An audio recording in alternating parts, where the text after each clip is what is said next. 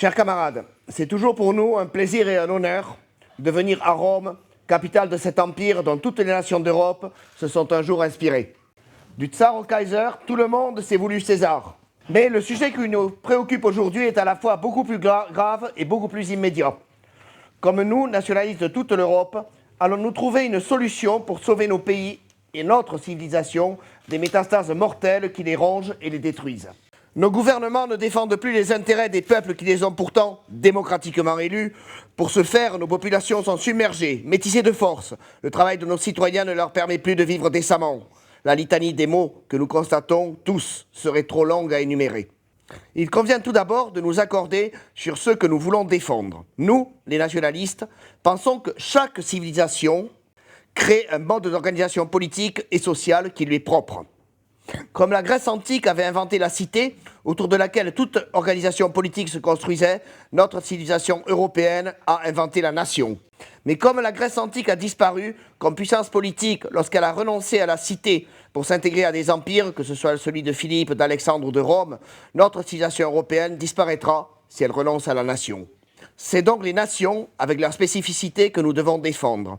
Il s'agit là d'un principe fondamental dont découle l'esprit même de notre collaboration entre mouvements européens. Il n'existe pas et il ne peut pas exister de parti politique unitaire européen parce qu'il n'existe pas de nation unitaire européenne. Par contre, puisque tous nos pays sont rongés par des maux tout à fait similaires, par une maladie qui affecte notre civilisation même, il est de l'intérêt de chacun de nous, depuis chacune de nos nations et avec le génie propre de celle-ci, de trouver des remèdes communs.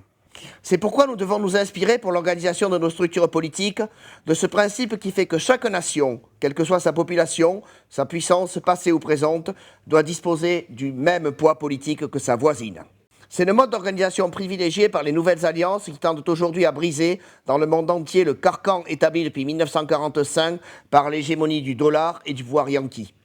Nous devons donc réfléchir entre mouvements à des choix, des initiatives allant dans ce sens. Nous devons, dans chacune de nos nations respectives, savoir quel mouvement, quelle personnalité nous devons intégrer dans notre combat. C'est une question légitime de souveraineté nationale et il ne paraît pas souhaitable que les uns se mêlent à ce titre des affaires des autres.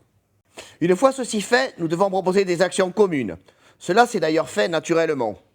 En effet, les nationalistes ayant la plus longue mémoire, nous avons tous, dans chacun de nos pays, au moins un événement annuel auquel éviter nos camarades de l'Europe entière.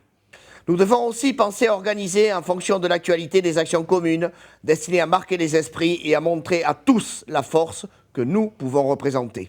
Ainsi, nous pourrons défendre les positions du nationalisme, doctrine de bon sens qui condamne cette folle guerre messianique pour le grand Israël, le retour du Messie et la reconstitution du Temple de Jérusalem, qui appelle l'extermination de Gaza un crime, qui considère que l'expulsion et la remigration des envahisseurs est nécessaire en Europe comme en Palestine, et qui, enfin, interdit qu'une seule goutte du sang précieux des enfants de nos pays soit versée pour des intérêts apatrides et étrangers au destin de nos peuples.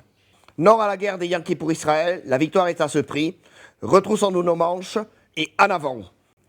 Comme le disait Sainte Jeanne d'Arc, les hommes d'armes combattront et Dieu donnera la victoire. Merci.